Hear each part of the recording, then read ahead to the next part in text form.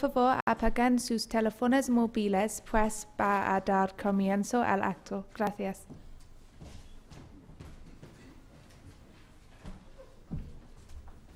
Buenas tardes a todos y a todas. Hoy empezamos el ciclo titulado Retos de la Física Fundamental. Es el cuarto año, estábamos echando cuentas antes con mis colegas cuántos años llevamos viniendo aquí, con ocasión de la Semana de la Ciencia. Bueno, este es el cuarto año que damos estas charlas, cuyo objetivo fundamental es explicar gran parte de los temas que se desarrollan en el Instituto de Física Teórica.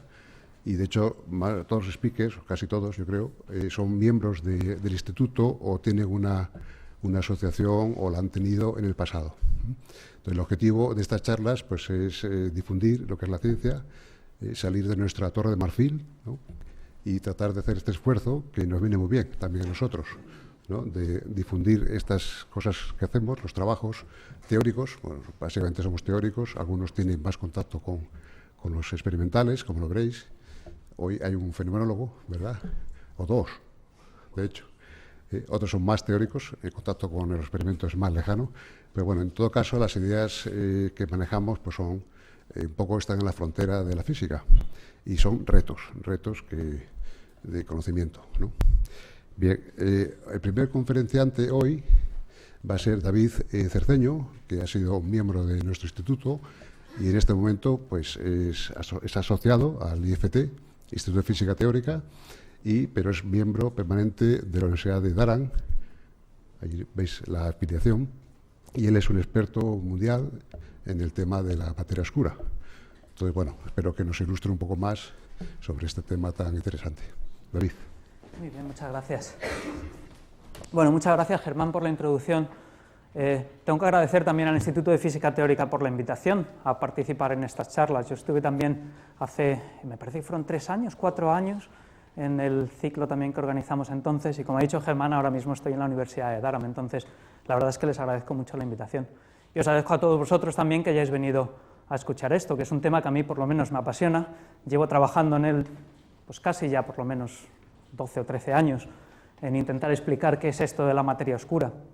Y digamos que así de formación, para que sepáis un poquito de dónde vengo, yo soy físico teórico, es decir, intento entender un poco cuáles son los ladrillos fundamentales de la física, cómo entender la naturaleza a nivel fundamental y, en este caso, la física teórica, la física de lo microscópico, me está intentando ayudar también a entender la física de lo más grande, que es la física del universo. Entonces vais a oír muchas de las transparencias que voy a presentar hoy, vais a ver muchas galaxias, vais a ver estrellas, pero todas las aplicaciones que estoy intentando hacer de física a esos niveles van a ser principalmente desde el punto de vista de física de partículas. ¿Okay? Entonces, a mí por lo menos es una asociación que también me parece muy interesante, ¿no? Como de algún modo ambas escalas se complementan o se influyen entre ellas, ¿de acuerdo? Bueno, así sin más, a mí me gusta cambiar los títulos, entonces yo creo que el título original que di podía ser un poquito distinto, pero digamos que he retitulado esto como Buscando la materia oscura debajo de las piedras, y casi ahora, en último momento, iba a poner Por tierra, mar y aire. Pero bueno, el caso es que llevamos buscando materia oscura, y ahora os explicaré un poquitín qué es esto, durante ya mucho tiempo. Entonces, hoy lo que quería resumir un poco es cuál es la idea principal detrás de esta componente tan exótica del universo, cuáles son algunas de las ideas teóricas que tenemos para explicarla, y sobre todo me quería centrar un poquito más, Germán ha mencionado antes la conexión con el experimento, en qué esfuerzos experimentales estamos haciendo hoy en día para buscar estas partículas y cuál es el estado actual del campo. ¿Okay? Entonces, así sin más, yo creo que es importante darnos cuenta de que durante el siglo XX el campo de la física ha tenido hemos pasado de saber apenas nada acerca del universo a conocer mucho, ¿no? Hemos tenido un progreso bastante grande, ¿de acuerdo? En concreto, hemos pasado a comprender cuáles son algunas de las características principales del universo, y probablemente una de las más llamativas y una de las más fáciles de entender, por lo menos cualitativamente, es el hecho de que el universo se está expandiendo. Esto es una observación que podemos remontarnos ya a los tiempos de Edwin Hubble, quien observó que todas las galaxias en término medio se están acercando las unas de las otras. Y en concreto, desde nuestra posición en el universo, podemos ver que en término medio, de nuevo, todas las galaxias se están alejando de nosotros. ¿Okay? Por supuesto, esto no sucede necesariamente a escalas más pequeñas, en las cuales a lo mejor la atracción gravitacional de algunos de los objetos hace que estos tengan movimientos peculiares algo diferentes, pero por eso hago énfasis también en el término medio. Esta expansión, además, no es exactamente igual a todas las distancias, y concretamente Edwin Hubble observó que las galaxias más lejanas parecían estarse alejando a más velocidad, a mayor velocidad que las galaxias cercanas. En sus observaciones y en observaciones posteriores, por lo menos a escala pequeña, parece que la ley que rige la velocidad a la que se separan las galaxias frente a la distancia que las aleja de nosotros es casi perfectamente lineal, ¿no? Y esto es una ley que se conoce hoy en día como la ley de Hubble. La constante h, esta que relaciona la velocidad y la distancia, la conocemos como constante de Hubble, y hemos sido capaces de medir esta velocidad por medio del estudio de la luz que emiten algunas de las estrellas cuya física creemos conocer mejor, ¿okay? Que son supernovas. Esencialmente lo que estamos haciendo es estudiar la luz de estos objetos y ver cómo, por efecto de esta velocidad que tienen con respecto a nosotros, esta luz se ve desplazada hacia frecuencias más altas o frecuencias más cortas.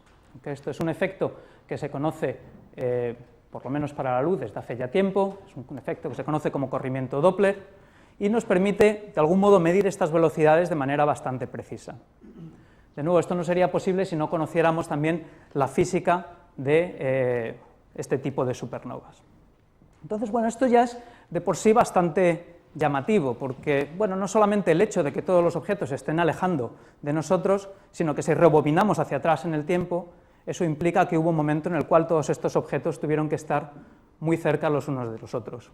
¿De acuerdo? Y esto necesariamente nos lleva a la idea de que el universo, si rebobinamos lo suficiente, en algún momento fue muy denso, muy caliente y, de nuevo, con unas densidades o con unas temperaturas muy altas.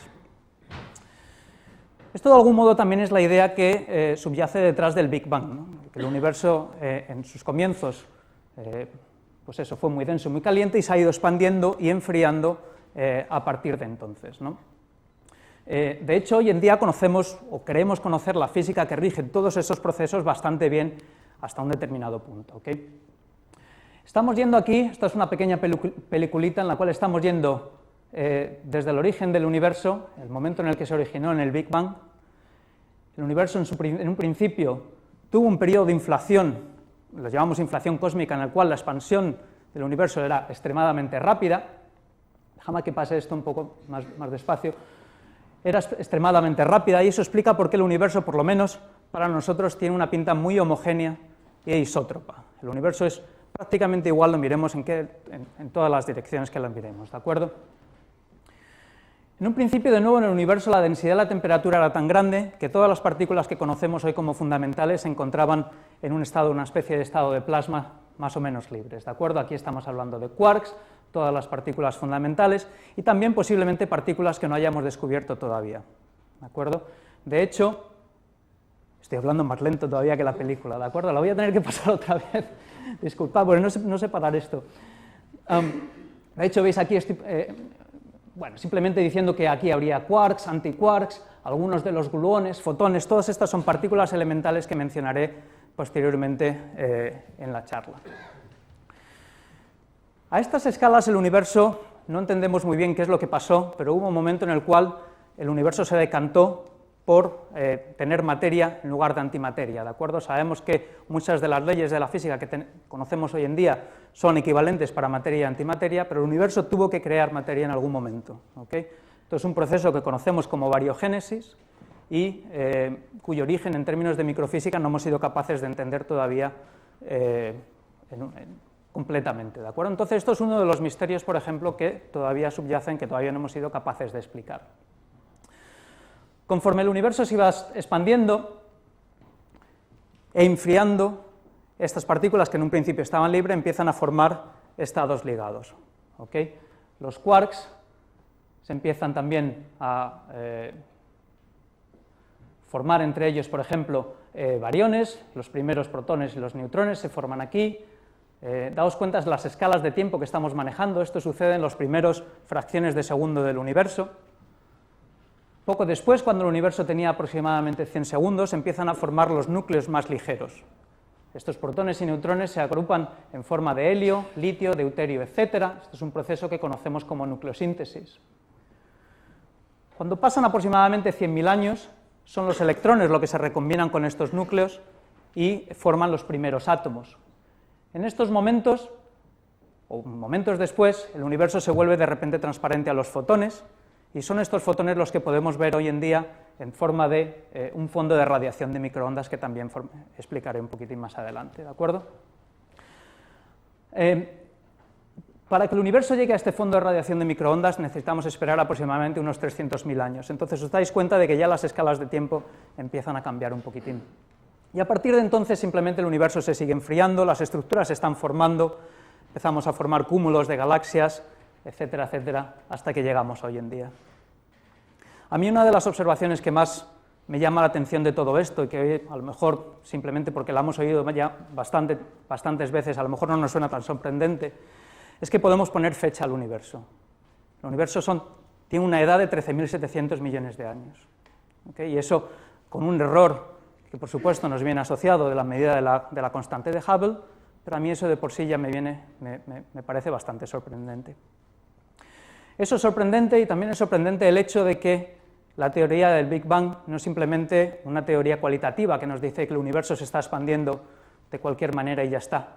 Es una teoría que también nos permite hacer cuentas y decidir, por ejemplo, evaluar cuánta materia se ha formado en el universo, en este proceso que yo estaba llamando, por ejemplo, nucleosíntesis, cuántos núcleos se han formado de cada tipo, y esto es una predicción que nosotros podemos comprobar después simplemente con observaciones del universo.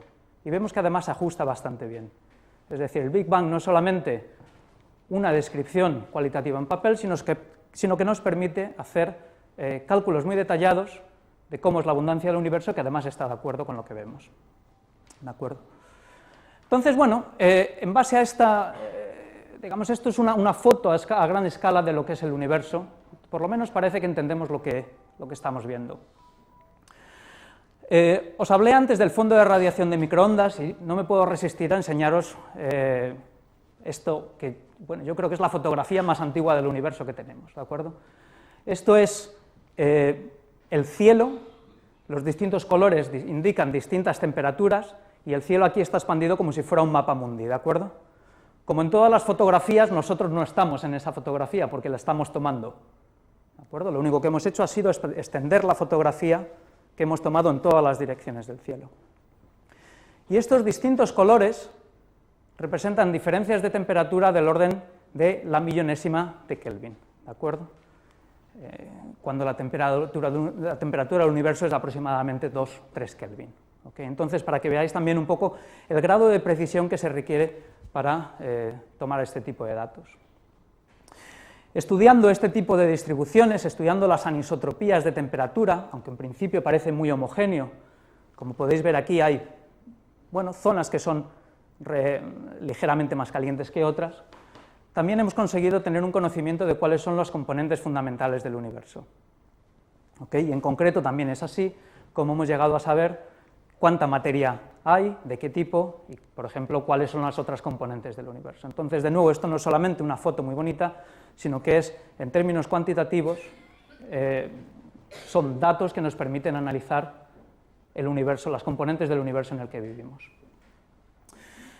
Como decía, todo esto es a gran escala, pero si bueno, ahora intentamos explicar cómo es el universo a escala pequeña, lo que tenemos que utilizar son dos de las teorías que hemos desarrollado y que sabemos que funcionan de manera excelente, ¿de acuerdo? Unificando,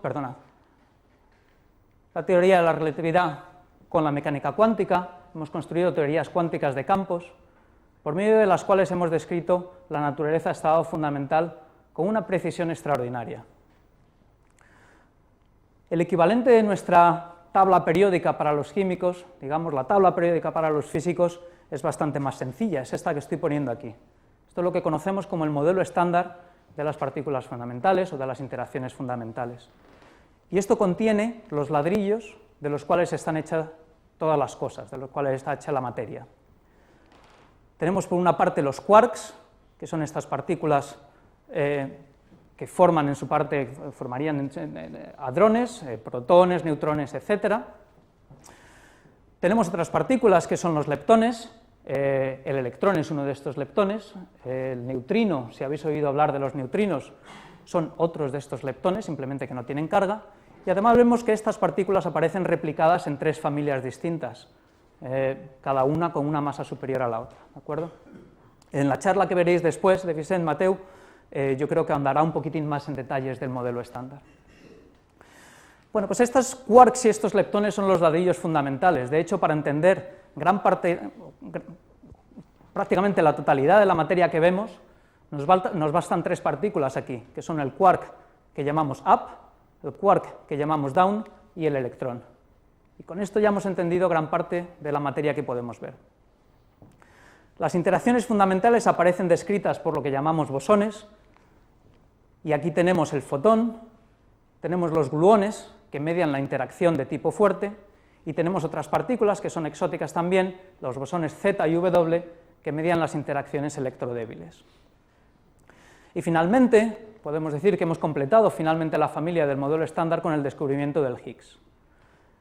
El Higgs es una partícula que pensamos que tiene relación con el origen de la masa del resto de las partículas, y, como sabéis, fue descubierta recientemente, ¿no? Es un gran éxito de la física teórica y de la física experimental, ¿no? La física teórica por haber predicho la existencia de estas partículas y, por supuesto, la física experimental por el tremendo esfuerzo que ha llevado el descubrirla. Bueno, como os decía, este modelo estándar nos permite describir con gran precisión la mayoría de los fenómenos que vemos en la naturaleza. Y esto es prácticamente a todas las escalas. Si nos vamos desde la escala atómica, la escala ya de moléculas, incluso si aumentamos la escala, sabemos que todo lo que estamos viendo, en última instancia, puede descomponerse en moléculas, átomos, estos a su vez núcleos atómicos, electrones, quarks, etc. ¿De acuerdo? Entonces, bueno, esto es lo que voy a llamar yo durante la charla materia ordinaria. ¿De acuerdo? Y otra de las observaciones que yo creo que son fundamentales de los últimos años acerca del universo es darnos cuenta de que esta materia ordinaria realmente es solamente un 4% de todo lo que hay en el universo. Bueno, estos son excelentes noticias para los físicos, porque tenemos un montón que trabajar ahora para descubrir qué es el 96% restante, pero por supuesto nos ponen algún problema, porque os he dicho que el modelo estándar funcionaba, era casi excelente, ¿verdad? Entonces, ¿qué es lo que nos falla y qué es lo que nos falta en este modelo? Bueno, por diversos estudios, y de nuevo en el resto de la charla voy a intentar también explicar un poquitín más en detalle qué tipo de estudios o qué tipo de observaciones son, hemos descubierto que un 23% de la materia o de la energía del universo está en forma de una materia extraña, ¿no? Una materia que llamamos materia oscura, porque no emite ni absorbe luz. ¿De acuerdo?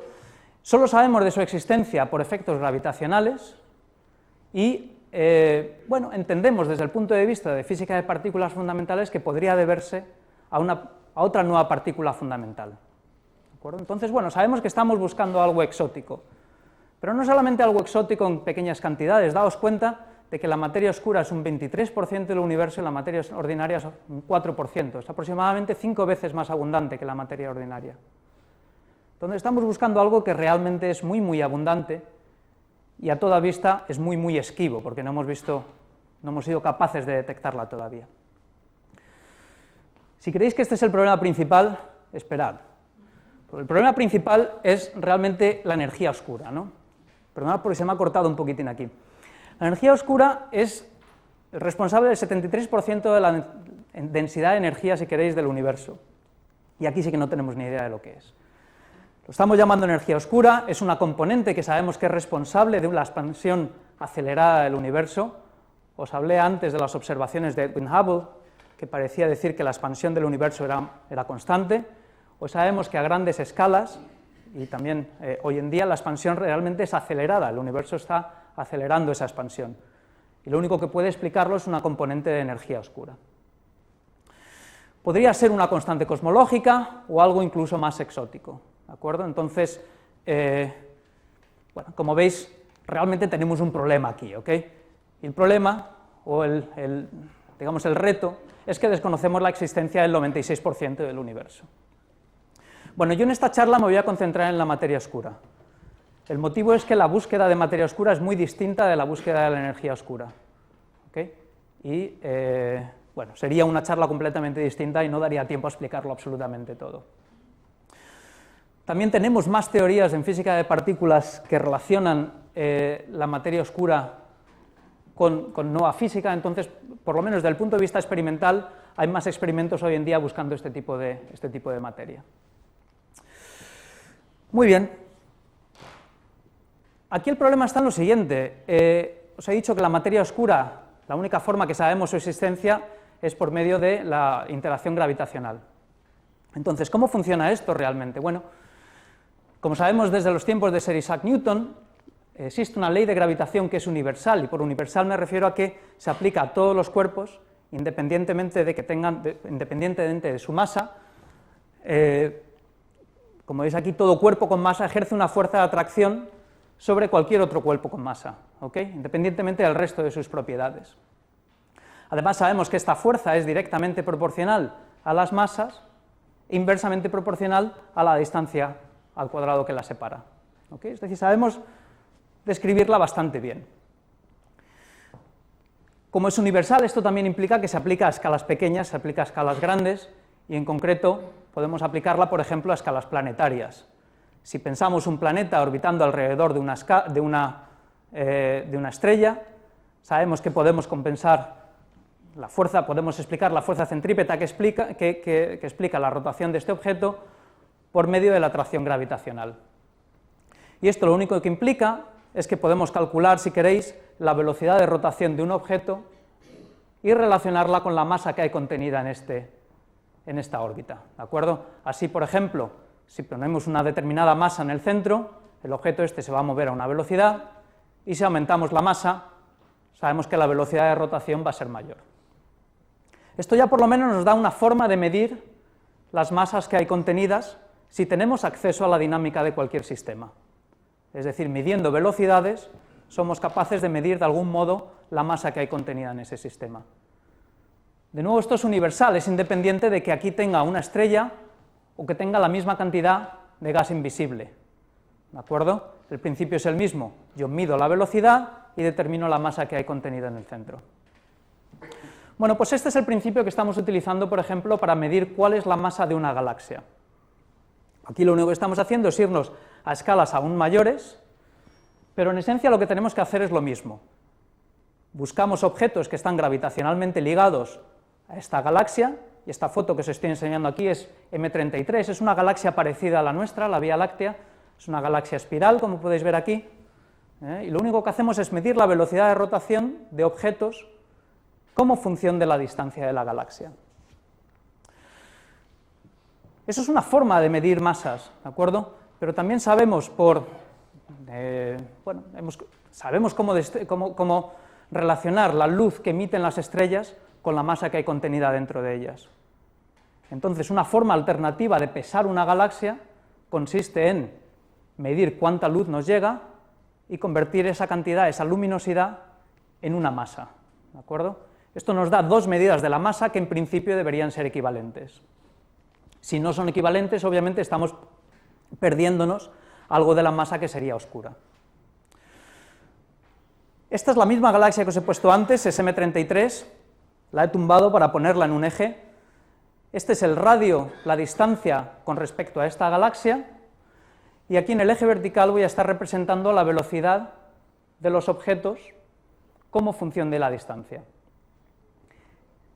Si la galaxia contuviera solamente materia luminosa, por medio de la ley de Newton, lo que esperaría es que las velocidades aumentarían siempre y cuando estuviera dentro de la galaxia, simplemente porque tendría más masa dentro del sistema, y empezarían a decaer como la raíz cuadrada de la velocidad, podéis ver aquí, según nos alejamos en la distancia. Pues bien, las observaciones parecen desviarse significativamente de esto, ¿de acuerdo? Estas son las observaciones que se hicieron en su momento sobre la llamada curva de rotación de esta galaxia, y esto nos indica que aquí tenemos un problema, ¿de acuerdo? Yo creo que aquí estáis todos de acuerdo conmigo en que esta línea no coincide con esta línea ni en broma, ¿no? En realidad, hay que tener un poquito más de cuidado al hacer el análisis y ver, por ejemplo, que hay componentes de gas que emiten poca luz, a lo mejor en la galaxia, etcétera, etcétera. Pero, digamos, por lo general es imposible reconciliar esta curva con la predicción que tenemos sobre la materia luminosa de la galaxia. Si tomamos la resta, lo que vemos es la componente oscura de la galaxia que nos estamos perdiendo, y lo que vemos es que necesitamos compensar la componente visible de la materia oscura con una componente que viene de un halo de materia oscura que llamamos alrededor de la galaxia. Aquí hay dos observaciones. La primera es que la desviación de estos puntos con respecto a esta curva nos dice cuánta materia oscura necesitamos, y también nos dicen hasta qué escala necesitamos extender el halo de materia oscura. Y lo sorprendente aquí es que, de nuevo, necesitamos muchísima materia oscura, es aproximadamente el 90% de toda la masa de la galaxia, y que además nos tenemos que ir a distancias casi 10 veces mayores que el propio radio de la galaxia. Es decir, estamos de nuevo buscando un objeto muy extenso. Lo que hoy en día pensamos, y tanto las observaciones como las simulaciones numéricas parecen estar de acuerdo con esto, es que la parte visible de la galaxia que observamos, pongamos que por término medio son unos 10 kiloparsecs, tiene que venir acompañada de un halo gigantesco de materia oscura de unos 100 kiloparsecs que no vemos. Y esta es la componente que vamos a buscar, ¿de acuerdo? La consecuencia también es que hay mucha más materia oscura que materia ordinaria, materia luminosa. No me puedo resistir tampoco a poner, normalmente siempre se enseña una curva de rotación así muy limpia, ¿verdad? Aquí es casi obvio que nos está faltando algo. Las observaciones dentro de nuestra propia galaxia son complicadas porque estamos dentro de la misma galaxia, ¿de acuerdo? Entonces, hay veces que es más fácil ver las cosas cuando están fuera de nuestra propia galaxia que la nuestra. Pero esto que veis aquí es la curva de rotación de la Vía Láctea. Para que os hagáis una idea, Madrid está más o menos aquí. Aquí. ¿De acuerdo? Los distintos colores corresponden a distintas observaciones. Las barras de error os dan una idea de las incertidumbres que hay en estas medidas, pero en término medio, esto es una curva de rotación que permanece plana hasta distancias de casi 25 kiloparsecs. ¿De acuerdo? Estudiando esta curva de rotación, llegamos a la conclusión, por ejemplo, de que en nuestra posición de la Vía Láctea hay una densidad de materia oscura de 5 por 10 a la menos 24 gramos por centímetro cúbico. No sé si eso os parece mucho o poco. Eso es muy poquito, ¿verdad? ¿Cuál es la densidad del agua? Es 1 gramo por centímetro cúbico, ¿no? Entonces estamos buscando algo que en apariencia es extremadamente, es muy poco denso, ¿de acuerdo? Entonces aquí ya también empezáis a ver un poco cuál es la dificultad de observar esto. El único motivo por el que hay más materia oscura es porque el halo es muy extenso, ¿de acuerdo? Hay también otra foto que me gustó mucho, y esta me parece que la encontré por Twitter, ¿no? Alguien compartió una foto del cielo nocturno, y esto es la Luna. Como sabéis, la Luna subtiende aproximadamente medio grado, y es una foto, para dar crédito a quien tomó la foto, ¿de acuerdo? Es una foto de Stephen Ram. Entonces alguien se dio cuenta de que el cielo sería mucho más espectacular si pudiéramos ver algunas de las galaxias que no son tan lejanas, ¿de acuerdo? Y concretamente Andrómeda es de las galaxias, es la que tenemos más cercana, ¿de acuerdo? Es M31. Si pudiéramos ver toda la luz que emite el disco galáctico de Andrómeda, sería 7 veces, el ángulo que se obtiene es 7 veces mayor al de la Luna, ¿de acuerdo? Obviamente es una luz que, pese a que Andrómeda está bastante cerca, ¿de acuerdo?, no podemos verla. Entonces solamente llegamos a ver Andrómeda, solamente el centro, ¿de acuerdo? Pero fijaos que esto es bastante espectacular. Esto es un montaje que hizo Buckley Houston, entonces la verdad es que de nuevo es muy espectacular. Este montaje lo he hecho yo con PowerPoint, entonces es bastante menos espectacular en lo estético, pero lo que he hecho aquí ha sido superponer lo que sería el halo de materia oscura de Andrómeda. Es que de repente el cielo ya es incluso más interesante, ¿vale? Esto lo he tomado de una simulación por ordenador, que es la simulación Acuario. Entonces aquí veis varias cosas. El halo de materia oscura, en principio, pensamos que es aproximadamente esférico, no exactamente esférico, pero aproximadamente, y como veis aquí tiene algún tipo de subestructura. Lo que estoy haciendo es poner la materia oscura si pudiéramos verla, ¿de acuerdo? Entonces veis aquí que hay regiones más densas, regiones menos densas de materia oscura, y lo que pasa, por supuesto, es que la materia luminosa también cae en esos mismos pozos de potencial, ¿de acuerdo? Pero, bueno, esto es una simulación por ordenador del halo de materia oscura. La evidencia de materia oscura no solamente sucede a escala galáctica, y lo que nos convence de, bueno, el hecho de que necesitamos esta componente tan extraña, es que también aparecen evidencias a escalas más grandes. De hecho, una de las primeras observaciones hechas por el astrónomo Fritz Zwicky en el año 1930-33 se centraba en el cúmulo de galaxias de Coma, son aproximadamente 1000 galaxias. Lo que hizo fue medir las velocidades de estas galaxias y por argumentos muy similares a los que he utilizado para hablar de la curva de rotación, la conclusión a la que él llegó es que los objetos se movían demasiado deprisa. Y se movían demasiado deprisa teniendo en cuenta la poca luz que este cúmulo emite. ¿De acuerdo? Entonces, sus conclusiones también fueron muy similares a las que ya he descrito. Hay mucha más materia que la materia que podemos ver, ¿de acuerdo? Como no la vemos en el fondo negro de la galaxia o del universo, por lo menos la llamamos materia oscura. Os he enseñado antes también simulaciones numéricas de una galaxia. Esto es una simulación numérica yéndonos a escalas incluso más grandes. Para que os hagáis idea, las intersecciones que veis aquí de estas estructuras más o menos filamentosas podrían albergar varias galaxias, ¿ok? Un cúmulo de galaxias. Entonces veis que estamos yéndonos a escalas cada vez más grandes del universo. Esto que parece un fondo de piscina es en realidad los resultados de la simulación Millennium que hicieron también en la Universidad de Durham. Esto es una simulación en la cual, utilizando técnicas numéricas, empezaron con una densidad de materia oscura aproximadamente homogénea y la dejaron evolucionar en el tiempo. Lo que se obtiene es una estructura filamentosa. Nosotros no podemos ver estos filamentos, pero lo que esperamos es que las galaxias y los cúmulos de galaxias caigan en las regiones más densas, que serían las regiones luminosas. Y esto de nuevo también está bastante de acuerdo con las observaciones que tenemos de estructuras a gran escala. El universo a gran escala, por lo menos cuando lo miramos en el visible, lo que vemos también es la misma estructura filamentosa, ¿de acuerdo? Entonces todo parece por lo menos indicar que necesitamos esta componente. Os he puesto este ejemplo de la Universidad de Durham, pero aquí también en la Universidad de Madrid hay un grupo, que es el grupo que se llama Constrained Local Universe, que también hace simulaciones muy parecidas, es decir, empezando con una densidad de materia aproximadamente homogénea, lo que veis aquí es que dejando evolucionar el tiempo, la materia oscura por atracción gravitacional forma estas estructuras filamentosas. Como veis, por ejemplo, aquí las estructuras pequeñas se forman primero y después las estructuras más grandes se van formando por acumulación de objetos, y es así como entendemos la formación de estructura a nivel galáctico, pero también a nivel más grande, ¿de acuerdo?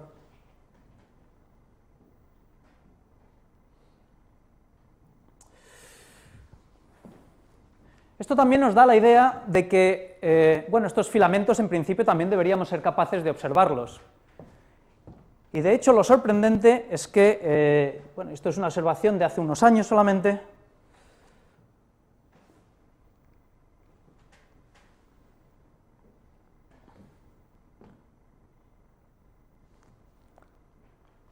Esto es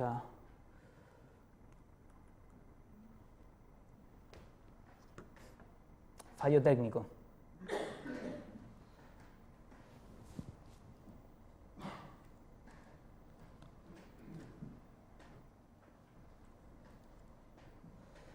Vamos a ver qué ha pasado. Bueno.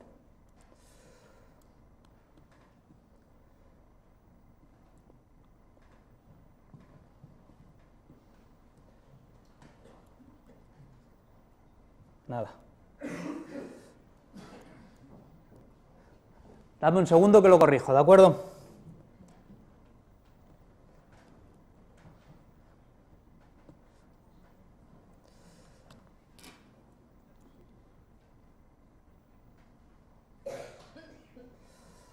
Vamos a ver.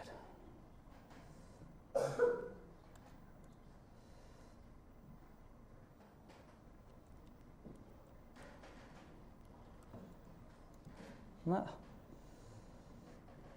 Bueno.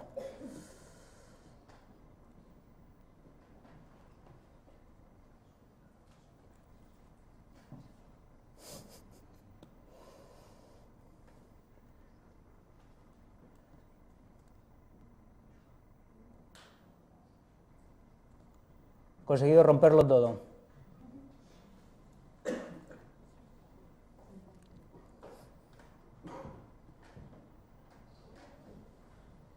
No pasa nada. Muy bien.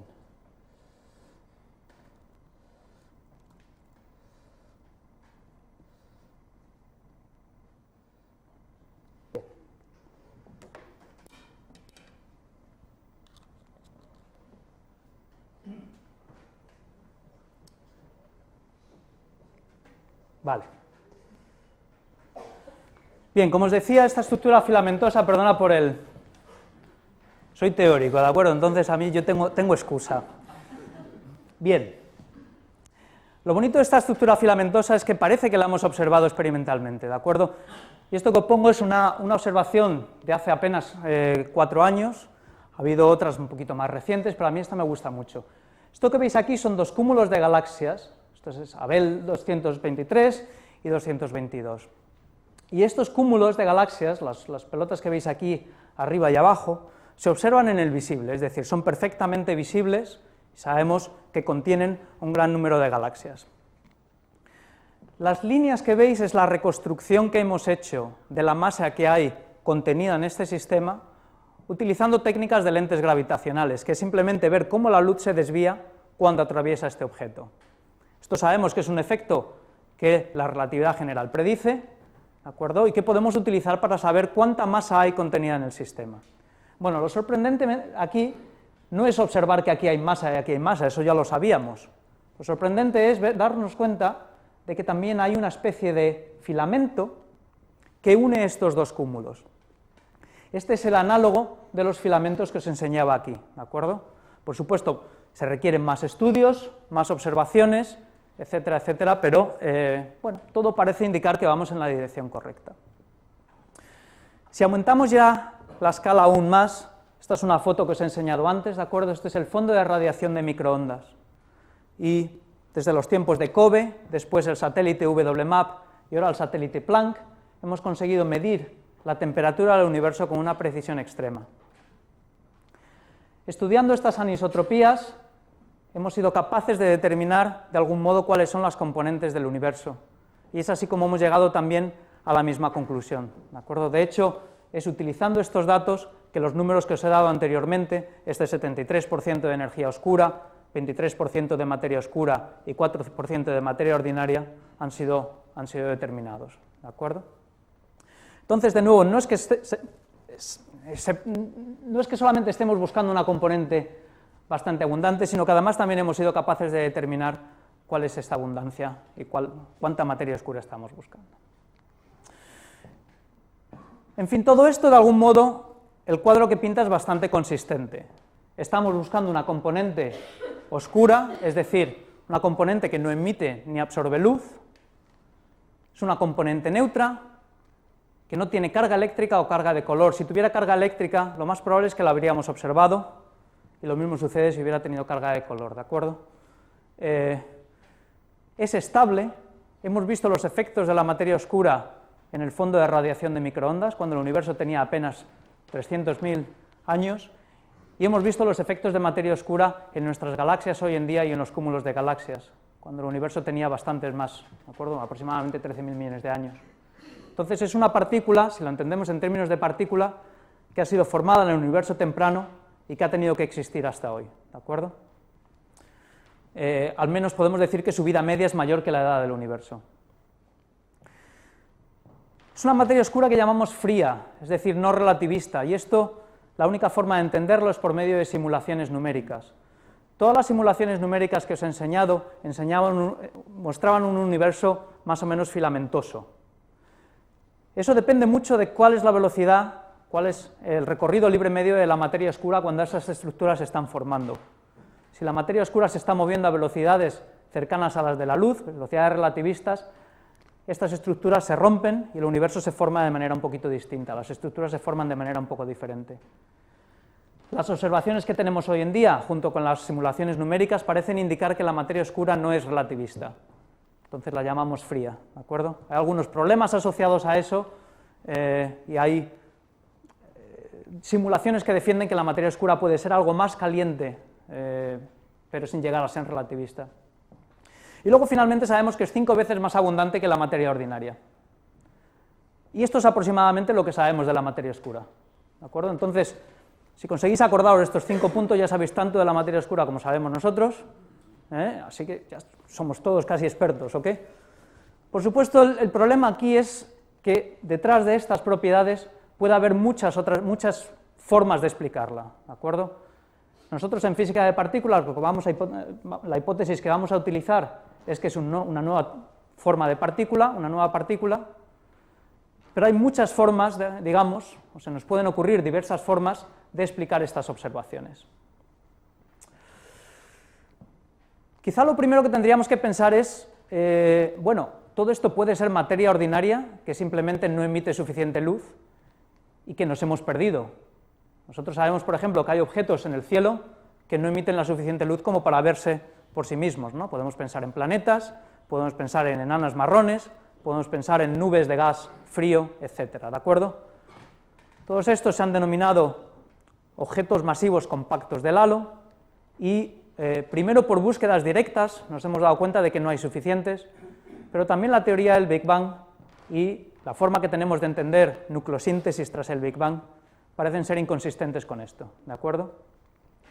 De algún modo también las observaciones que hemos hecho sobre el fondo de radiación de microondas nos impiden el tener suficiente materia ordinaria, es decir, tenemos que tener algo que no sean nuestros protones, neutrones, electrones, etcétera. Si echamos manos del modelo estándar, que os he dicho que es muy exitoso a la hora de describir la naturaleza, tenemos una partícula ahí que realmente puede ser la materia oscura. Y digamos que frente a todo el resto de partículas que yo os pueda decir ahora, tiene una propiedad que las hace muy atractiva. Y esa propiedad es que existen. Por lo menos sabemos que los neutrinos los hemos observado, tienen masa y han sido formados de forma copiosa en el universo temprano. El problema es que podemos también hacer la cuenta de cuántos neutrinos tenemos hoy en día, ¿de acuerdo? Y si hacemos esa cuenta nos damos cuenta de que solamente contribuyen en una fracción del porcentaje de masa que necesitamos explicar. Si queréis, resumido en una frase, los neutrinos no son suficientemente pesados. Tienen otros problemas, el problema es que son relativistas, etcétera, etcétera, pero es que simplemente no hay suficientes. Por supuesto, los neutrinos son parte de la materia oscura, pero una parte muy pequeña. Y luego el otro problema que podemos ver es, bueno, dado que todas las observaciones que tenemos son gravitacionales, oye, no puede ser que estemos entendiendo mal la gravedad. A lo mejor, modificando la ley de gravitación, conseguimos corregir todas estas observaciones que no parecen cuadrar. Bueno, esto se puede hacer y se hizo de manera muy exitosa a escala galáctica. Esto se llamaban teorías de modificación de la gravedad newtoniana. Y en principio podíamos corregir las curvas de rotación, conseguir curvas de rotación más o menos planas, simplemente modificando la ley de la gravedad. El problema es que eso arregla el problema a una escala, pero no lo arregla a todas las escalas. Y como os he dicho, por ejemplo, necesitamos también tener materia oscura a escalas de cúmulos galácticos e incluso a escalas del universo entero, ¿no? Entonces, realmente, estas modificaciones de la ley de gravedad no explican el fenómeno a todas las escalas. Con esto concluimos entonces que lo que estamos buscando es un nuevo tipo de materia. Y si estamos buscando un nuevo tipo de materia, estamos buscando un nuevo tipo de partícula, nueva física, y es aquí cuando el problema, que en principio era puramente astrofísico, se convierte en un problema para los físicos de partículas, ¿de acuerdo? Y es por eso por lo que el problema de la materia oscura hoy en día es inevitable. Trabajas en el ámbito que trabajes en física de partículas, de algún modo tienes que o bien intentar explicar si tus modelos tienen materia oscura, o intentar evitar todas las cotas observacionales que tenemos hoy en día sobre este tipo de partículas. Cuando hablamos de nueva física es inevitable, por supuesto, también hablar del LHC. Esta es la máquina con la que hoy en día estamos buscando física más allá del modelo estándar, y es una máquina que es sensible a teorías tales como, por ejemplo, supersimetría, dimensiones extra, etc. ¿De acuerdo? Muchas ideas teóricas que hemos postulado para explicar teoría más allá del modelo estándar.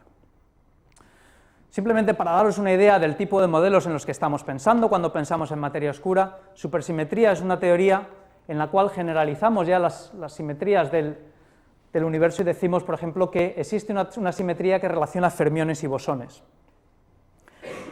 Lo que esto implica es que a cada partícula que tenemos del modelo estándar le corresponde una partícula supersimétrica que en principio tendría que tener la misma masa. Como sabemos que eso no lo hemos observado, sabemos que si supersimetría existe, tiene que estar rota, ¿de acuerdo? Pero bueno, si supersimetría existe y está rota, tenemos un conjunto de partículas asociadas a nuestras partículas del modelo estándar que serían bastante pesadas. Una de las hipótesis que manejamos es que una de estas partículas, la más ligera de las supersimétricas, podría ser estable y podría ser la materia oscura. Pero de nuevo, esto es una teoría, ¿de acuerdo? Que nosotros hemos postulado para explicar también otras posibles anomalías del modelo estándar, pero bueno, en principio es una cosa que tenemos que testar. De nuevo, la forma de buscar supersimetría puede ser en el LHC, y si también nos da una partícula de materia oscura, entonces también tenemos otras posibilidades, ¿de acuerdo? ¿Qué otras posibilidades tenemos? Bueno, el problema que tenemos de nuevo es que si la partícula de materia oscura no se puede ver, ¿cómo podemos detectarla? Bueno, la forma de detectarla va a ser buscar de algún modo las huellas que deja en nuestros detectores, intentar idear un detector que sea sensible, si no a la materia oscura, a sus interacciones con algunas otras partículas. De algún modo es equivalente, por ejemplo, a intentar detectar a un hombre invisible simplemente por las huellas que deja en la nieve, ¿no? Lo que estamos buscando es la traza de esa materia oscura. Aquí ahora ya nos tenemos que ir, si queremos detectar materia oscura, tenemos que irnos a donde hay materia oscura primero, ¿vale? Y os he hablado antes de los halos de materia oscura que rodean a nuestras galaxias visibles. Bueno, en términos de física de partículas es concebible que estas partículas de materia oscura se puedan aniquilar y formar partículas ordinarias. Esto, de nuevo, en términos astrofísicos no lo entenderíamos del todo, pero si conseguimos describir la materia oscura como partículas elementales, estos son procesos que podemos describir perfectamente. Estas aniquilaciones pueden darnos neutrinos, fotones, pueden darnos antimateria, y esto serían las huellas en la nieve que estamos buscando, ¿de acuerdo? Es decir, tenemos que idear un experimento que sea sensible a estas partículas y de algún modo separar cualquier proceso ordinario que pueda producirlas. Obviamente aquí tenemos ya diversos experimentos y aquí también veis la dificultad de este tipo de búsquedas, ¿no? Que si estamos buscando neutrinos o si estamos buscando fotones, el experimento que tienes que tener es completamente distinto. Uno de los experimentos que ha tenido más éxito en los últimos años y que yo creo que ha dado resultados espectaculares también en los últimos, yo diría en los últimos 3 y 5 años, es el telescopio espacial Fermi. Esto es un detector de rayos gamma, un detector de fotones, que está en órbita y que está haciendo un mapa del cielo completo cada 3 horas, ¿de acuerdo? Lo que está haciendo es buscar fotones en todas las direcciones. Lo que estamos haciendo después es ponerlos en un mapa similar al que os he enseñado antes del fondo de radiación de microondas. Este es el cielo según lo observa Fermi. De nuevo, los colores corresponden a distintas concentraciones de rayos gamma. Esta línea roja que podéis ver aquí, roja anaranjada, es la Vía Láctea. Lo que he hecho ha sido, de nuevo, extender el mapa del cielo como si fuera un mapa mundi. Y en estas coordenadas el centro galáctico está aquí. Entonces, obviamente, lo que veis aquí es que desde el disco de la galaxia, de manera no sorprendente, nos está llegando mucha luz, ¿de acuerdo? Según nos alejamos del disco hacia, digamos, en direcciones perpendiculares, la luz disminuye. El problema que tenemos aquí es, obviamente, estamos buscando la materia oscura a través de luz. Y esto se nos complica, ¿de acuerdo? Se nos complica porque hay muchas cosas en la galaxia que nos dan luz. Entonces, lo primero que tenemos que hacer es eliminar de este mapa todas las fuentes de luz que conocemos. Y aquí yo veo caras de incredulidad, porque esto también nos pasa a nosotros. Es como, ¿cómo vas a hacer eso? ¿No? Es muy, muy complicado, es un proceso realmente complicado. Si nos centramos solamente en el centro galáctico, esto es lo que sucede cuando eliminamos todas las fuentes de radiación conocidas, ¿de acuerdo? De rayos gamma a estas energías. Lo que veis aquí es que conseguimos limpiar la señal bastante. Aquí tenemos una distribución de rayos gamma, veis que algunos objetos desaparecen, aquí tenemos que tener en cuenta cuando tenemos determinado número de púlsares, estrellas, etcétera, etcétera. Esta imagen de por sí es ya bastante sorprendente, el hecho que podamos limpiar esto también, pero lo más sorprendente quizá es que tenemos una imagen residual aquí. ¿De acuerdo? Esta imagen lo que significa es que con el fondo que conocemos de estrellas, milipúlsares, etcétera, no podemos explicar toda la luz que nos llega del centro galáctico. Esto se ha postulado como una posible señal de materia oscura, ¿de acuerdo? Y lo interesante es que podría corresponder, si lo intentamos explicar desde el punto de vista de materia oscura, a una partícula con una masa aproximadamente 100 veces la masa del protón, que es perfectamente razonable desde el punto de vista teórico. También hay que tener cuidado, este tipo de observaciones también serían compatibles con otras fuentes astrofísicas que podían haber estado, digamos, que podíamos no haber detectado todavía, ¿de acuerdo? Aquí hablo, por ejemplo, de un determinado número de púlsares. De hecho, el mismo satélite Fermi ha buscado esa señal en otro tipo de objetos, en galaxias enanas satélites a nuestra propia galaxia, y no las ha observado. ¿De acuerdo? Entonces, bueno, es una posible observación que no hemos podido confirmar por otros métodos. De nuevo, en física no nos basamos solamente en una observación, tenemos que contrastarla con otro tipo de fuentes, ¿ok? Y esto es una de las observaciones que en principio a mí me parecía muy prometedora, pero que por lo menos de momento no se ha confirmado. Otra forma de confirmar esto es por medio de otros experimentos. Y ya que os he hablado de búsquedas de tipo indirecto, en las cuales la materia oscura se tiene que aniquilar, hay otros experimentos que lo están buscando. Es concebible, por ejemplo, que la materia oscura se hubiera acumulado gravitacionalmente dentro del Sol o dentro de la Tierra, y dentro de estos objetos se aniquila en un par de neutrinos, que son los que buscamos después. La forma de buscar estos neutrinos ya no es con telescopios, lo que estamos buscando son, bueno, telescopios de neutrinos si queréis, y esto es un ejemplo de ellos. Esto es una recreación del experimento Antares, que opera en el Mediterráneo. Cuando digo en el Mediterráneo es por debajo del Mediterráneo, ¿de acuerdo? Esto es agua. La idea es la siguiente, la materia oscura se aniquilaría en neutrinos en el centro de la Tierra, o en el centro de este objeto, viajaría, chocaría en la roca, se convertiría en un muón, y el muón es una partícula cargada que dejaría una huella, dejaría una traza en nuestro experimento, ¿de acuerdo? No sé si esto os permite ver muy bien, aquí hay un muón que se está moviendo de izquierda a derecha, y está encendiendo estos ojos electrónicos que son los que forman Antares, ¿no? Para que os hagáis una idea, este es el tamaño de estos ojos, y lo que está buscando es radiación de tipo Cherenkov en el Mediterráneo, radiación que podamos asociar a muones que se podían haber producido de los neutrinos después de la aniquilación de materia oscura, ¿de acuerdo? Este experimento no ha observado ninguna evidencia de materia oscura todavía, entonces esto lo que nos permite es decir, bueno, la materia oscura se aniquila en neutrinos, pero con una cota superior, ¿de acuerdo? Obviamente, cuanto más grande sea tu detector, más precisa es tu búsqueda. Y esto que os enseño, esto es el polo sur, ¿de acuerdo? Esta es la base Scott Amundsen, y por debajo del hielo, a una distancia de unos 2 kilómetros, se encuentra el detector Amanda y Ice Cube.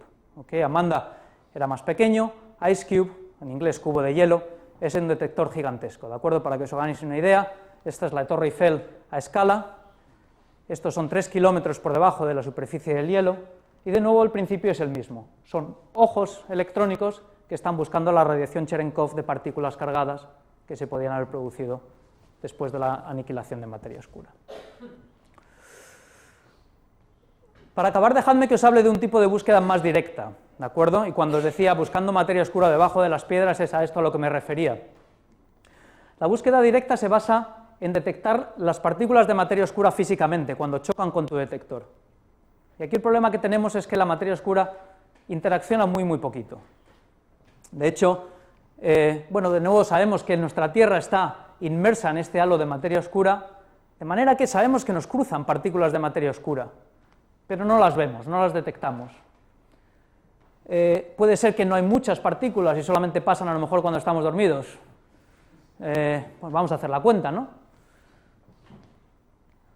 Para cambiar un poco, hemos hecho la cuenta con una botella de agua. Entonces, de nuevo, utilizando las densidades que os he enseñado antes de materia oscura, en las botellas de agua que os bebéis todos los días, o bueno, si no os la bebéis todos los días deberíais, pensemos, por ejemplo, que es una botella de medio litro.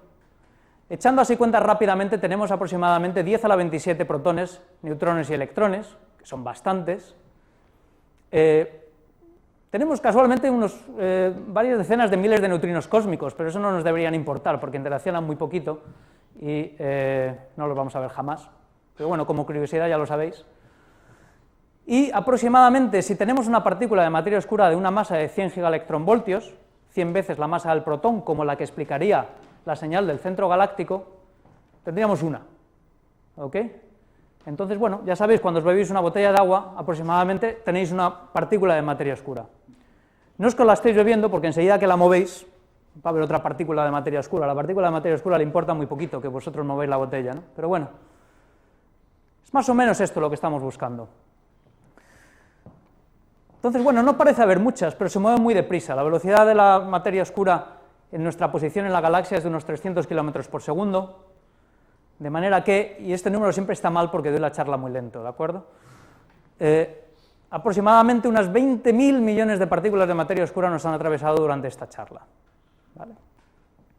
Obviamente no la notamos porque interaccionan muy poco. Entonces, el reto experimental es diseñar experimentos que sean sensibles a la colisión de partículas de materia oscura, pero nada más. Y el problema está en el nada más. ¿Cómo conseguimos que un experimento no mida otra cosa?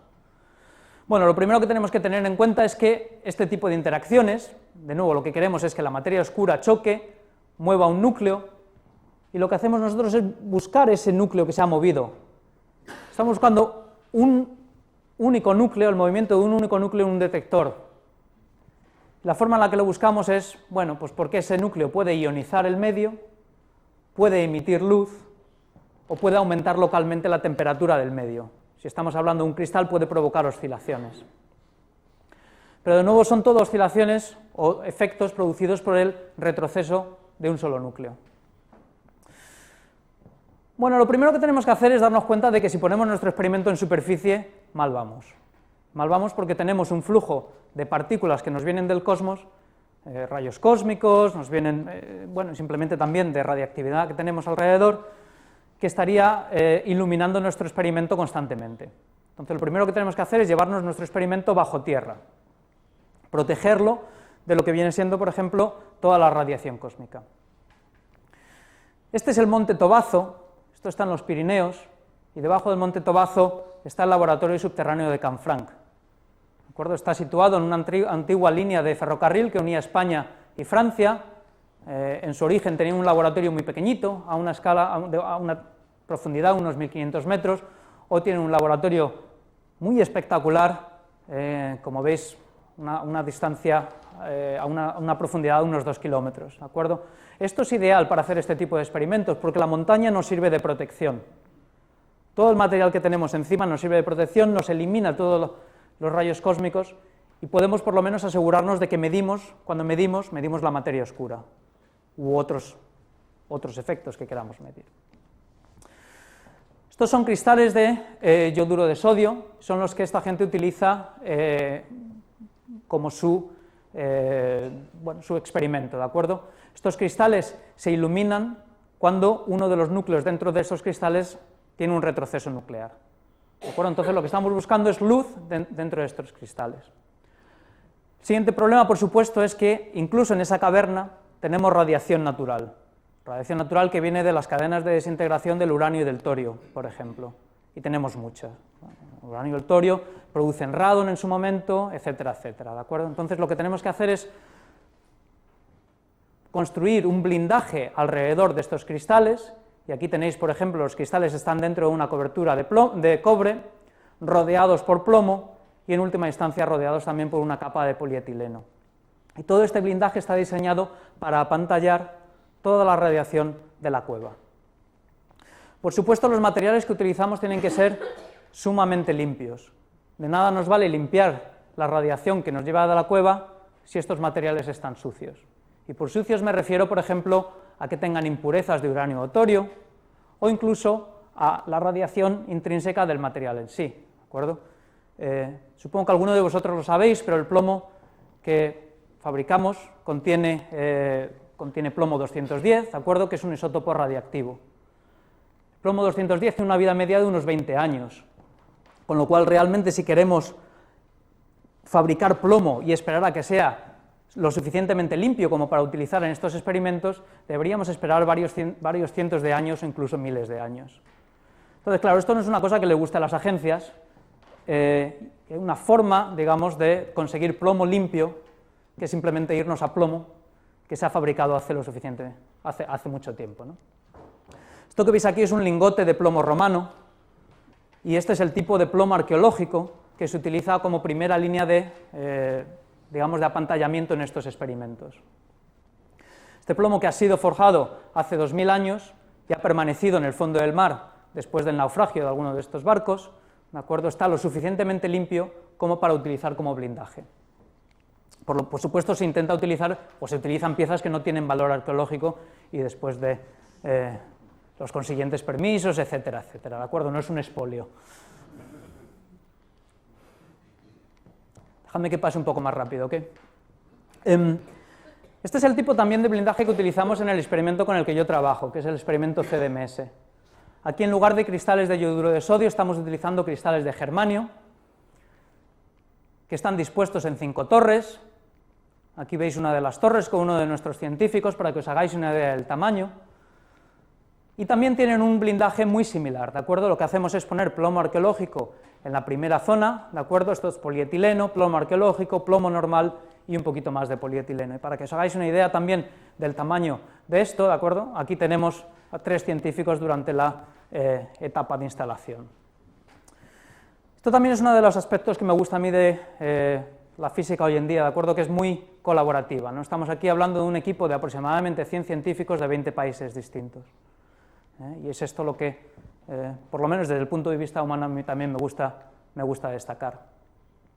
Este es uno de nuestros cristales. Nosotros en la actualidad estamos moviendo el experimento, nos estamos mudando, hasta ahora estábamos funcionando en la mina de Sudán, en Minnesota, a una profundidad aproximada de 800 metros, ahora nos mudamos a Snowlab, es una mina en Canadá, que está a 2 kilómetros de profundidad, y obviamente lo estamos haciendo porque el experimento va a estar mejor apantallado ahí. Esto que tenéis aquí son detectores de carga y detectores de vibraciones en la red cristalina. La idea es que cuando la partícula de materia oscura choca en nuestro detector, los electrones se crean pares electrones hueco que viajan a las superficies que son donde son detectados. Simultáneamente, esto es un cristal de germanio, entonces tiene oscilaciones, y nosotros lo que hacemos es medir estas oscilaciones por medio de estos detectores de fonones. De nuevo, son experimentos que tienen que ser muy sensibles. Estos son unos 20 centímetros aproximadamente, y de nuevo tenemos el experimento con el que hemos estado funcionando hasta ahora son 9 kilogramos de germanio, ¿de acuerdo? Hay experimentos hoy en día que llegan incluso hasta la tonelada de otros elementos, ¿de acuerdo? Utilizando xenón, por ejemplo, o líquidos con gases nobles. Voy a acabar ya, ¿de acuerdo? Nosotros hemos conseguido, con este experimento, testear de algún modo algunas de estas teorías, y no hemos encontrado por el momento nada consistente con una señal de materia oscura, ¿de acuerdo? Hemos tenido algunos posibles sustos en los cuales, hemos observado de repente alguna señal que no podíamos explicar del todo, y cuando os digo del todo, para que os hagáis una idea, eran 3 eventos cuando esperábamos 1, después de haber estado operando el experimento durante varios años. Entonces, no es una búsqueda que sea fácil. Los experimentos de materia oscura están, como veis, geográficamente muy distribuidos en el mundo, ¿de acuerdo? Es una búsqueda muy activa y es una búsqueda que yo espero que dé resultados en el futuro más o menos cercano. Hay grupos de búsqueda de materia oscura en España, búsqueda de detección directa. Como os decía Germán, yo estoy asociado al Instituto de Física Teórica, entonces SuperCDMS de algún modo está relacionado también. En la Universidad de Zaragoza son los que operan en el laboratorio subterráneo de Canfranc y tienen experimentos muy interesantes como Anaïs y Rosebud. Y luego también en la Universidad de Valencia están relacionados con alguno de estos. Búsqueda de detección indirecta, de nuevo hay un montón de grupos en España que están dedicados a esto. Y ya si queréis, para finalizar, dejadme daros simplemente cuatro cosas para llevaros a casa, ¿de acuerdo? La primera es que la mayor parte del universo es oscuro y desconocido, como os he dicho, no sabemos qué es el 96% de este universo. Bueno, esto simplemente es, por lo menos desde el punto de vista, incluso más interesante. Para explicar la materia oscura necesitamos nueva física, ¿de acuerdo? Es física que podría estar relacionada con otro tipo de observaciones o no, pero necesitamos nuevas partículas.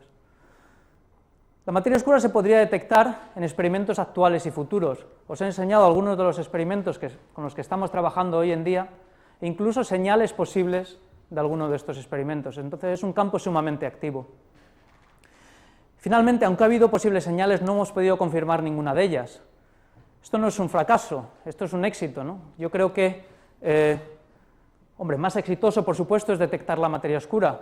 Pero yo creo que hoy en día sabemos con mayor certeza lo que la materia oscura no es, ¿de acuerdo? Entonces lo que nos falta es saber qué es lo que es. Entonces dejadme acabar aquí y muchas gracias por vuestra atención.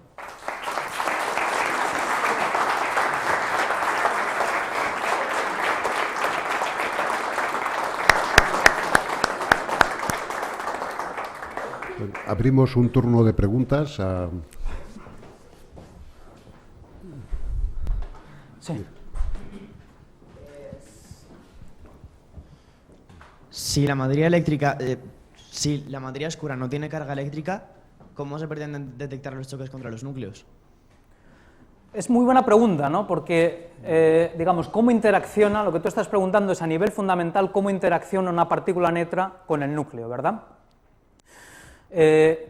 Si nos vamos otra vez a nuestro cuadro de partículas del modelo estándar, lo que estaríamos buscando es alguno de estos mediadores que pudiera mediar una interacción de una partícula neutra, por ejemplo, con este núcleo, ¿no? Y tenemos las interacciones débiles, o parte de las interacciones electrodébiles puede suceder con partículas no cargadas. Piensa, por ejemplo, en una colisión de un neutrón con un núcleo, es muy similar a eso, ¿de acuerdo? Entonces sería una forma que entendemos, por ejemplo, de interacciones de partículas de materia oscura sería por medio de las interacciones débiles, o parte de las interacciones débiles.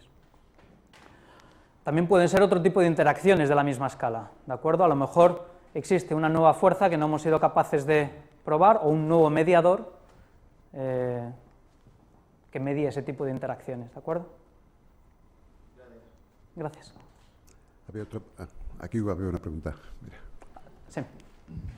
Gracias por la exposición, brillante. A ver, yo no soy experto en física, pero vamos a ver si me sé explicar. Pienso, y así se ha explicado, que la cantidad, los 100 millones de galaxias que hay o puede haber, se están expandiendo. Eso necesita un motor que las expanda. No sé dónde sale tanta energía para seguir expandiendo y cuándo se va a acabar, digamos, que el combustible, para entendernos. Y has pintado ahí el halo, digamos, de cada una de las galaxias, o bueno, ¿cómo se puede entender? Si se está expandiendo, también se expande el halo. Es decir, entonces no sé en qué manera, si se expande la densidad baja, es decir, cómo interacciona ese halo con lo que está ocurriendo, vamos a decir, o pensamos que está ocurriendo, y cuál es el fin. Bueno, haciendo una extrapolación, ¿dónde se acaba todo esto, ¿no? Gracias. Muchas gracias. Bueno, como os decía también, la velocidad de expansión es proporcional a la distancia, por lo menos en primera instancia, ¿de acuerdo? Entonces, especialmente cuando estamos hablando de dinámicas locales, de dinámicas a escala galáctica, a la hora de describir estos halos de materia oscura, la expansión del universo no es tan tan relevante, digamos. Nosotros lo único que estamos sintiendo es la gravedad del propio halo, o la gravedad de la propia galaxia, ¿de acuerdo? Entonces no esperaría que a esas escalas nosotros pudiéramos ver ningún efecto, por ejemplo, de la expansión del universo, ¿de acuerdo? Lo que estamos viendo es la gravedad del propio halo, ¿ok? Luego, a escalas superiores, hombre, eso es precisamente lo que nos ha hecho darnos cuenta de que algo en nuestra descripción del universo estaba fallando cuando la expansión del universo a escalas más grandes parece ser acelerada. Precisamente una de las observaciones que nos ha hecho darnos cuenta de que alguna de las componentes del universo tenía que ser incluso más exótica, ¿no? Y esto es la energía oscura, ¿no? Darnos cuenta de que necesitábamos una componente que predijera de algún modo que la expansión del universo iba a ser acelerada. Y esto, de nuevo, lo único que tenemos que hacer es ver cuáles son las ecuaciones que rigen esa expansión, cómo esa expansión depende de los ingredientes que estemos metiendo en el universo, y en este caso, adecuar esos ingredientes a las observaciones que estamos haciendo. ¿Dónde acaba? Bueno, en principio, como digo, ¿no? Ahora mismo estamos en una fase en la cual la expansión del universo parece acelerada. Entonces, bueno, no es que nos vaya a afectar mucho ahora, pero... Mira, había un...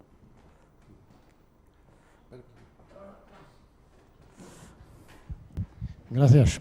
¿La materia oscura ha sido siempre constante en la historia del universo o ha ido desapareciendo con el tiempo?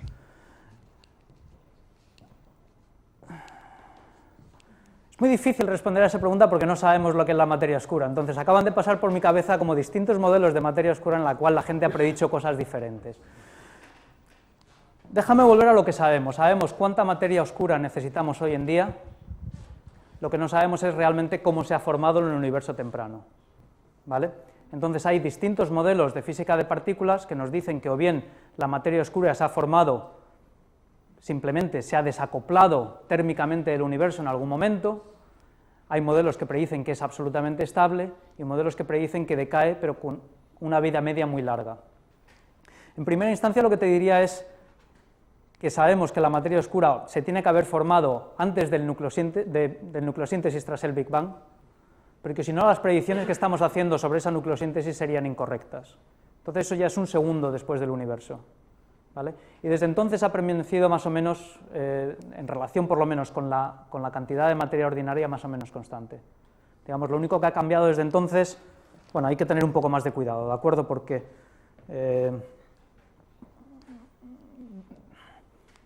déjame que tenga un poquito más de cuidado. Desde que hemos medido el fondo de radiación de microondas, por lo menos, sabemos que están en proporción 5:1, y eso no ha cambiado desde entonces, ¿vale? De nuevo, lo que pasa antes de nucleosíntesis, cómo la materia oscura se ha formado, ahí ya depende de cuáles son los modelos que nosotros estemos construyendo. Y lo que tenemos que hacer es ver si esos modelos son viables en el universo temprano y si explican las observaciones hoy en día. Pero con lo que tenemos que trabajar es con las observaciones que tenemos, que son pocas. Es una respuesta confusa, pero es que tampoco podemos...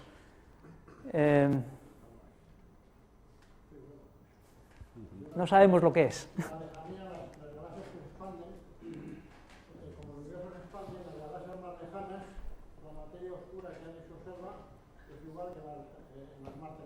A esas escalas de tiempo sí sería igual, sí. Ahí no esperamos que haya diferencias grandes, ¿no? De nuevo, no espero que haya diferencias grandes después del fondo de radiación de microondas, ¿de acuerdo? Una pregunta ya al final, luego seguimos por aquí. Hola. Hola. Lo que quería preguntar era esto sobre la energía oscura. Es que, a ver, el pensamiento actual de los investigadores es que se está expandiendo, ¿no?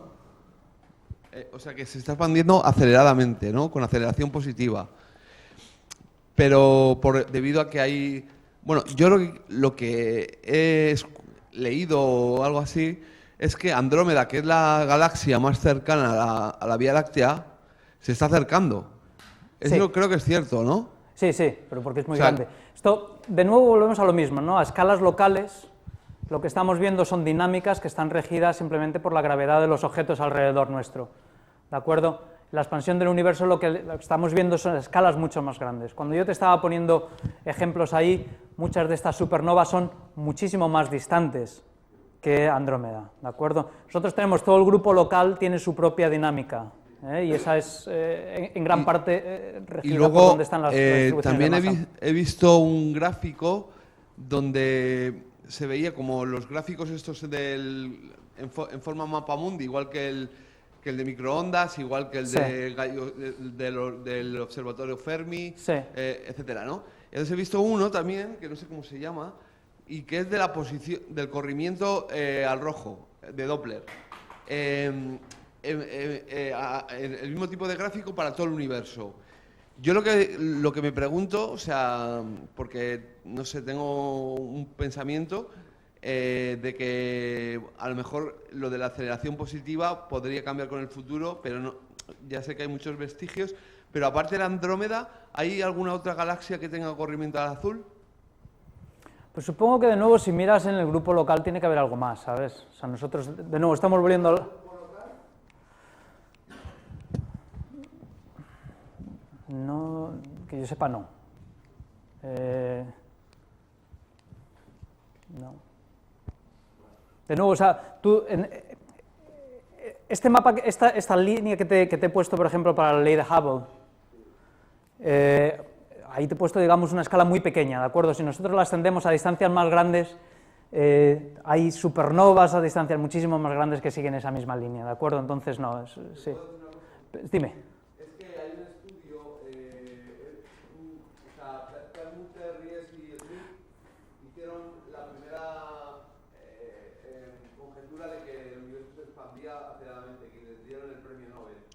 Pero en 2 o 3 años más tarde, de la Universidad de Georgia, Eduard Kypreos hace una correlación, o sea, un ajuste, tomando en cuenta otro factor gravitacional, o sea, el propio peso de la propia masa bariónica del universo sobre las supernovas también, que se basan en estudios de supernovas tipo 1A, y bueno, y hace un ajuste que no se desvía como Smith, Ries y Perlmutter.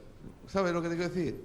No sé si le habrás llegado a tu Bueno, mano. incluso ahora también hay, digamos, todo esto no es una sola observación, ¿de acuerdo? Vienen de correlar bastantes observaciones diferentes, ¿de acuerdo? Supernova es una de ellas, el fondo de radiación de microondas es otra, ¿de acuerdo? Incluso ahora también hay gente que intenta explicar el mismo fondo de radiación de microondas sin utilizar energía oscura, ¿de acuerdo? Y esto simplemente son descartando, pero aquí la clave es el descartar algunas de las medidas que se han hecho en supernovas, ¿de acuerdo? Mira, otra pregunta por aquí. Sí. Como eres teórico, yo no soy un experto, pero tengo 2 preguntas.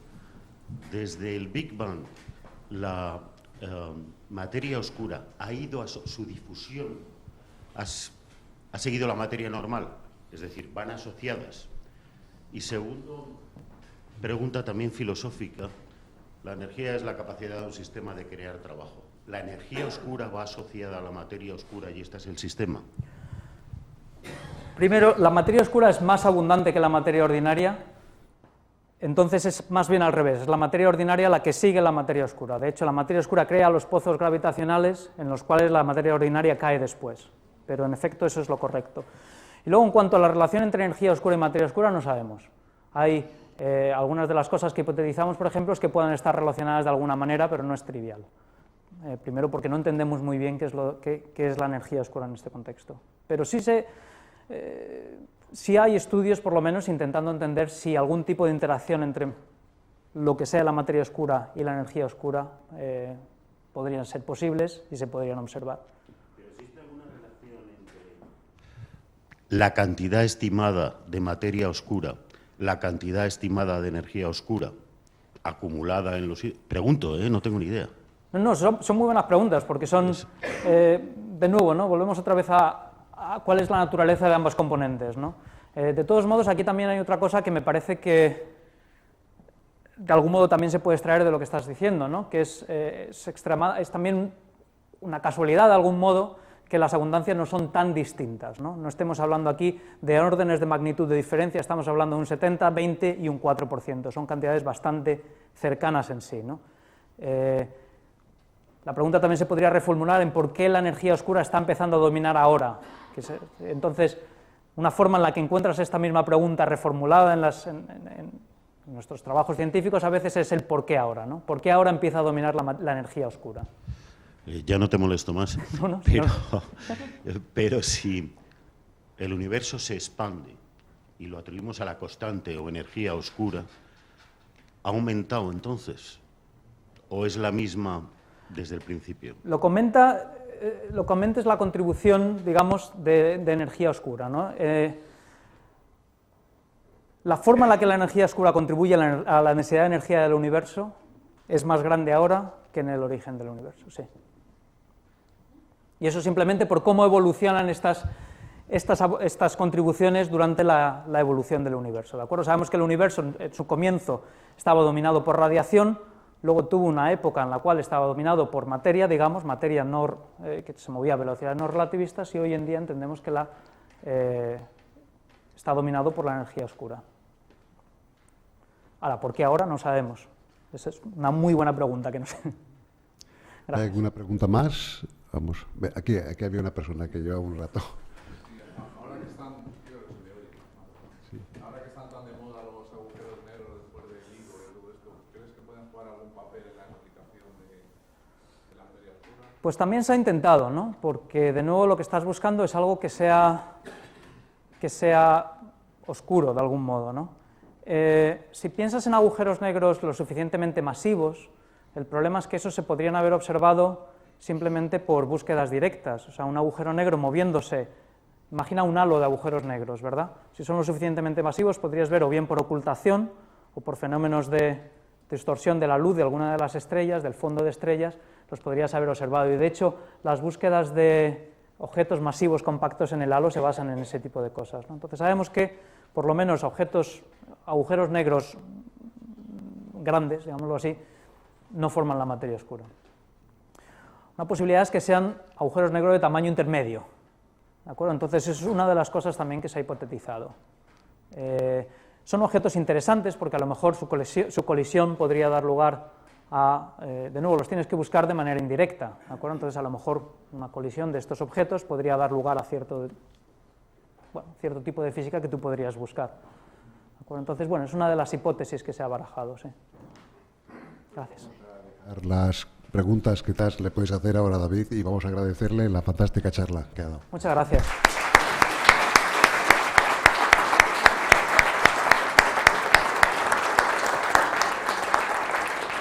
Bueno, regresamos en 10 minutos. Bueno, muchas gracias a todos.